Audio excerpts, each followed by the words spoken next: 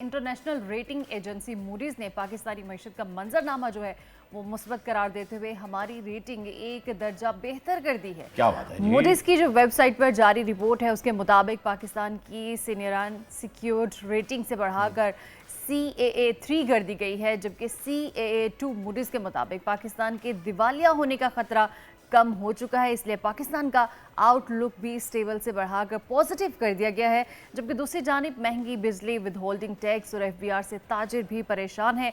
कल उन्होंने मुल्कगीर हड़ताल की, हमने आपको बताया भी, जिसके नतीजे में मुल्क की मईशत को 20 से 25 अरब रुपए के नुकसान का तखमीना लगाया जा रहा है। बिल्कुल जी, इसी पर माहिर मुआशियात मोहम्मद नईम कुरैशी साहब जो हैं वो हमारे साथ मौजूद हैं, उनसे बात करते हैं और डिटेल जानते हैं। अस्सलाम वालेकुम कुरैशी साहब, वेलकम टू द शो। बहुत शुक्रिया जनाब, बहुत शुक्रिया सर। शुक्रिया आपका। सबसे पहले बताइएगा, जो मूडीज़ ने हमारी रेटिंग अच्छी की है, बेहतर की है, CAA3 से CAA2 पे लेके जा चुके हैं, और इसके साथ साथ कल जो स्ट्राइक हुई है, जो ताजिरों ने कल हड़ताल की, उससे 20 से 25 अरब का और नुकसान हो गया है, तो मईशत इस वक्त किस जगह पर मौजूद है? क्योंकि इंटरनेशनली एजेंसीज बता रही हैं कि जी हमारी मईशत बेहतर हो रही है, यहाँ जो है वो खाने के लाले आन पड़े हैं, हर दुकान के ऊपर जो है वो बिला वजह का टैक्स लग गया है, ताजिर जो हैं वो सरापा एहतजाज हैं, अवाम बेहाल है। किसकी खबर सही है, किसकी खबर दुरुस्त है, कुछ बताइए सर। बहुत शुक्रिया। देखिए, सूरत हाल ये है कि किसी एक नुक्ते को उठाकर किसी एक पॉइंट की बुनियाद पे हम ये तय नहीं करते कि मईशत की हालत अच्छी है या बुरी है। लेकिन हकीकत ये है कि मजमूई तौर पे अगर हम देखें तो पाकिस्तान की मईशत जो है इस वक्त वो बहुत बुरी सूरत हाल से दो चार है। बेशक मूडीज ने जो है वो रेटिंग में इजाफा जरूर कर दिया है, लेकिन आप ये देखिए कि पहले हम इस पे बात कर लेते हैं कि ताजिर जो है वो सरापा एहतजाज क्यों है। ये एक ताजिर दोस्त स्कीम FBR ने शुरू की थी कि जो 31 लाख रिटेलर्स हैं पूरे पाकिस्तान में, उनको जो है वो टैक्स नेट में लाया जाए। ये FBR का मुतालबा, ये हुकूमत का ये मुतालबा इस एतबार से बिल्कुल जायज है कि दुकानों की शक्ल में लोगों के बहुत बड़े बड़े कारोबार हैं, लेकिन लोग टैक्स देना नहीं चाहते या टैक्स नेट में आना नहीं चाहते। उसकी भी कुछ वजूहात है कि लोग हमेशा FBR से खौफजदा रहते हैं, टैक्स कलेक्टर्स जो है उनसे खौफजदा रहते हैं। लेकिन अब वक्त आ गया है कि तमाम ताजिरों को टैक्स देना पड़ेगा, लेकिन उसका एक तरीकाकार तय होना चाहिए जिस पे डेडलॉक है, क्योंकि जरूरत से ज्यादा टैक्स की डिमांड की जा रही है। वो ये चाहते हैं, जो दुकानदार हैं, जो होलसेलर्स हैं, वो चाहते हैं कि एक मामूली सा फिक्स टैक्स जो है उन पे लगा दे जाए, जबकि FBR का मुतालबा ये है कि साल भर की आमदनी पर जो है वो टैक्स देना चाहिए। और सर एक चीज और ऐड कर दीजिएगा, जो 60,000 रुपए फी दुकान के ऊपर उन्होंने लगाया है, इसे भी जरा प्लीज इंक्लूड कीजिएगा। जी हाँ जी। फिर ये कि 60,000 रुपए जो फिक्स की तजवीज दी FBR ने या जो लगा दिया है वो जरूरत से ज्यादा है, जिसे अली परवेज साहब जो है, जो स्टेट मिनिस्टर हैं, उन्होंने खुद भी तस्लीम किया है कि बिजली के मौजूदा बिलों की मौजूदगी में, गैस की मौजूदगी में ये तकरीबन नामुमकिन है कि इतनी भारी रकम आप उनसे वसूल करें।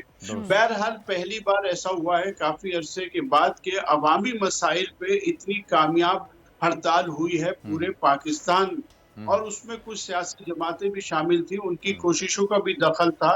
बेखसूस जमात इस्लामी के बारे में कहा जा रहा है कि वो भी शामिल थे, लेकिन ताजिरों ने बहुत कामयाब हड़ताल इस एतबार से की है कि जो टैक्स का मामला है वो तो सेटल डाउन अल्टीमेटली हो ही जाएगा, लेकिन आप ये देखिए कि बिजली के बढ़ते हुए रेटों पे कोई बड़ा अवामी एहतजाज भी हमें नजर नहीं आ रहा। हालांकि बिजली के बिलों की वजह से लोग खुदकशियां करने पर भी मजबूर हो गए। तो ये तो एक जो हम बात कर रहे हैं ताजिरों के हवाले से। जहां तक मुआशी मामला है, देखिए मुआशरत की सूरत इतनी खराब है कि मैं आपको एक फिगर बताता हूँ कि जुलाई 2024 में हुकूमत को जो बैरूनी कर्ज मिला है वो 43 करोड़ 63 लाख डॉलर है। अच्छा। जबकि इसी जुलाई के महीने में लास्ट ईयर 23 में हुकूमत को 2 अरब 89 करोड़ का जो है वो कर्ज मिला था, और इस वक्त हुकूमत पाकिस्तान मुआशी तौर पे इस कदर बुरे हालों में है कि 12 अरब डॉलर को रोल ओवर कराना था IMF के कहने के मुताबिक, जबकि हम सिर्फ 3 अरब डॉलर्स का रोल ओवर करा सके।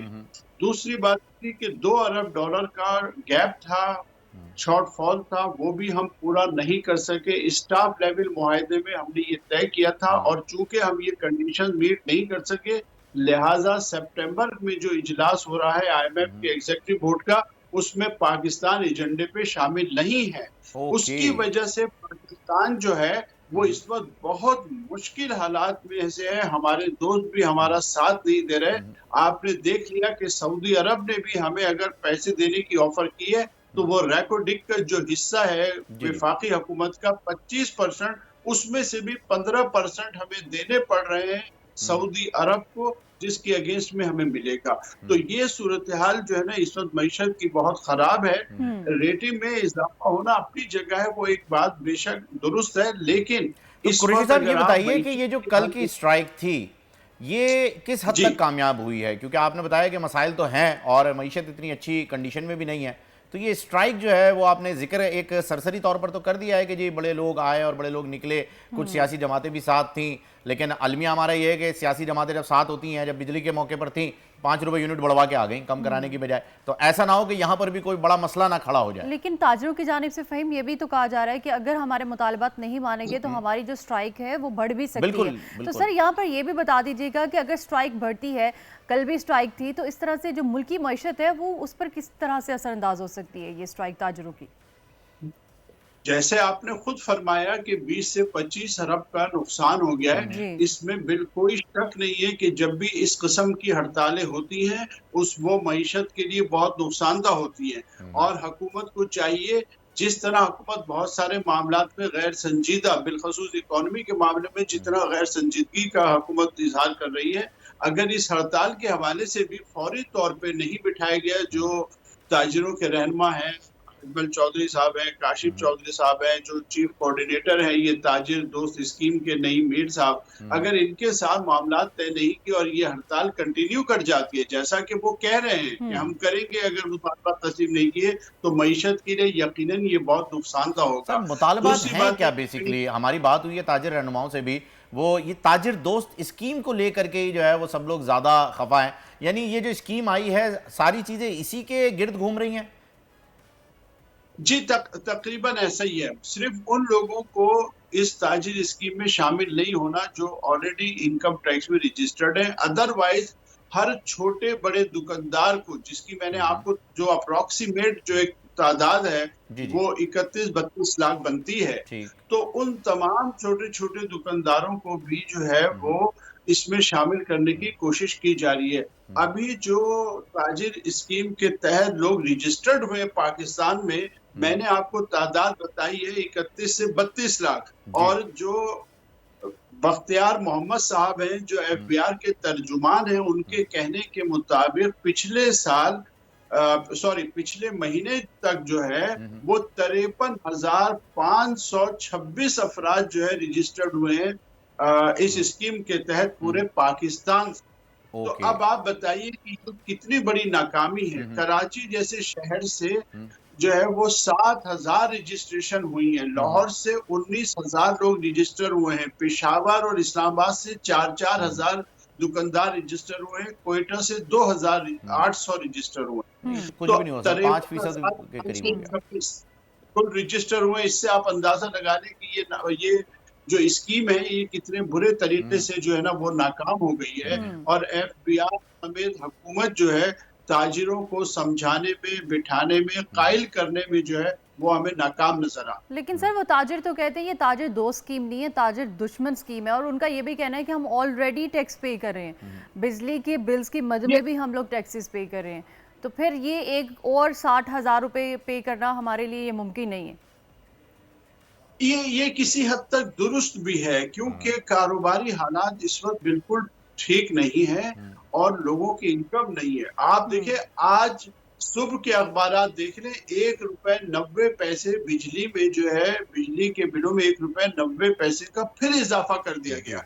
यानी हुकूमत के बार बार वादों के बावजूद भी, अभी फहीम साहब ने जैसे फरमाया कि एक सियासी जमात ने मुतालबा किया तो बजाय कम होने के बढ़ गया, तो अभी उनसे वादे किए थे और कल फिर 1 रुपए 90 पैसे बढ़ गए। तो हकीकत ये है कि बिजली के बिल, गैस के बिल और ओवरऑल महंगाई ने जो है लोगों के लिए कारोबार करना मुहाल कर दिया है। उसमें अगर आप लोगों से इतनी बड़ी रकम का मुतालबा करें, अनरियलिस्टिक मुतालबा करें, असल में मुझे ऐसा लगता है कि ये स्कीम जो है एफबीआर के जो ब्यूरोक्रेट्स हैं उन्होंने बहुत जल्दी में जो है तैयार की है।